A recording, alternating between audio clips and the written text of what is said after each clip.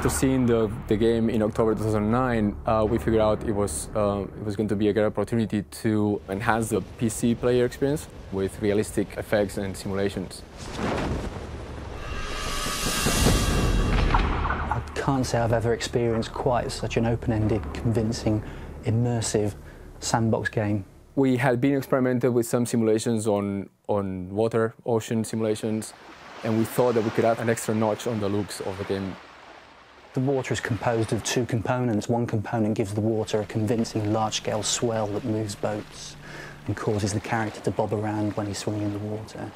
The water is much more real with more specular highlights, and it reacts as it should with the boats and Rico swimming.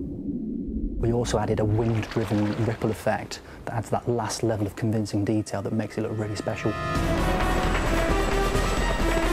Also, we saw that the game uses depth of field effects quite a bit, so we thought we could add some nicer looks to it to make it more film-like.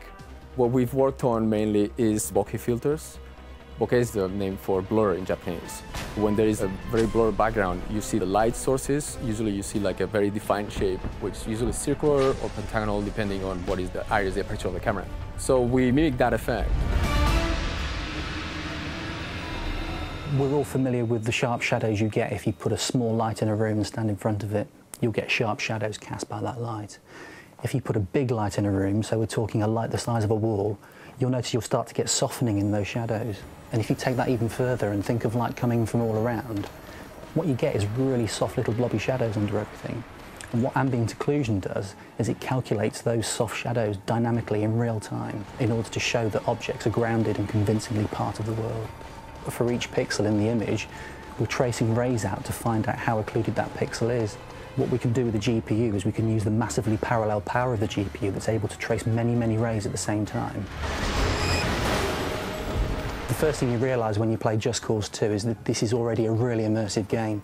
So this is a great candidate for us being able to add a little bit extra with the 3D vision support. We've been able to give Just Cause 2 a stereo rating of 3D vision ready, which not many games achieve. That means you get a really special experience when you play Just Cause 2 with a 3D vision rig. A game is a real-time entity, so we're doing stuff in a 60th of a second, for instance, that a movie has the luxury of any time they like to render a frame. They can fill a room with computers to do that. The main purpose is to make the looks of the game more close to reality and give the player a more immersive experience. It's really a beautiful experience.